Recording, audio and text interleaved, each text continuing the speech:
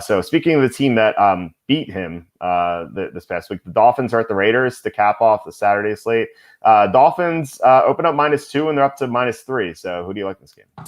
So I do like the Dolphins here. I just think that they're the better team at this point. The Raiders are still alive in the playoff race, but they're really not. Like it would take a miracle for them to get in. So I think that their loss to the Chargers, I think that might have completely done them in.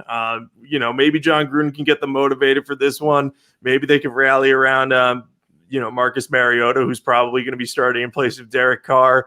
But I think the Dolphins are going to have the advantage on defense. They should be able to trick Mariota, who had, he looked really, really good early against the Chargers. But then he had one interception that wasn't his fault, really. It bounced off the receiver's hands, but it was a little behind him. So it was his worst throw at the worst time, was picked off.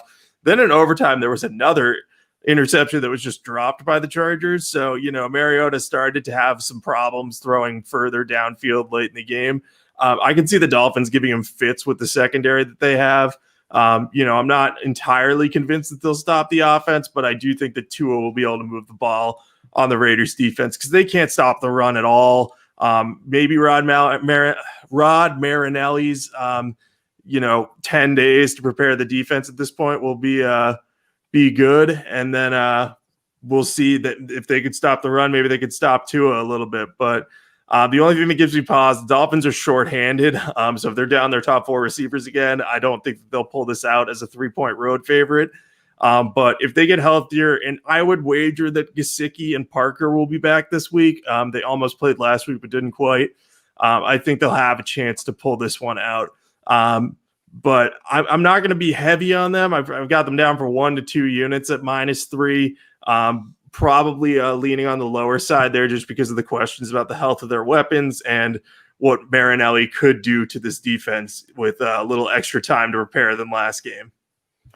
Yeah, so we're thinking similarly here. I think you're right in saying that the Raiders could be flat in this game. Like, yeah, they can still make the playoffs. They're mathematically alive, but they need the Ravens to lose to the Giants and the Bengals. Not one. They need them to lose to both the Giants and the Bengals. So that's definitely not going to happen. The Raiders know they're done. I can't really see them getting up for this game. And like Mariota played well, but I think part of that is because he caught the Chargers off guard. Like they didn't really expect to play against him, so they weren't prepared. And the Dolphins, like Brian Flores is going to have his team prepared to play against Mariota. So they're going to have a better game plan. They're going to know how to stop him. I think that they're going to do well against him. And I can't really see the Raiders beating the Dolphins unless, like you said, like if the Dolphins are missing everyone on offense again, which I don't think is going to happen. Like maybe they have a chance, but I really don't think so. So it sucks to have bad line value here because the Raiders are favored by 1.5 a week ago. And now they're 3-point dogs. It's like a 4.5 point line. Like normally I would jump all over that. Like yeah, we're getting great line value with the Raiders. Let's take them. But I think that because they won't have motivation to play in this game, I think that's an exception. So I'm going to be on the Dolphins with you. But because of the bad line value, I don't know if I'm going to bet this game heavily. Yeah, it's almost kind of like I wish the Chargers had just covered and not won on Thursday Night Football because then we'd have way more line value in this one. But at the same time, I was happy to see Justin Herbert and company get a win there. Big note about this game. It's Mariota versus Tua Tagovailoa, 2 native Hawaiians. So the fact that this game was scheduled for Saturday night is a huge win for the NFL because I imagine it should do pretty huge ratings in Hawaii. So I'll be interested to see those numbers after they come out. But I wonder what the demographic split of who people are rooting for there is. Yeah, that's true. It's cool that it's a night game. Like if this was the 1 o'clock game, I know in Vegas you couldn't do that, but like theoretically, if this is the 1 o'clock game, like people would get up super early in Hawaii to watch this. Like, but it is nice that it's at 8 o'clock. Question here is Tua or Joe Burrow for the future based on what we've seen so far?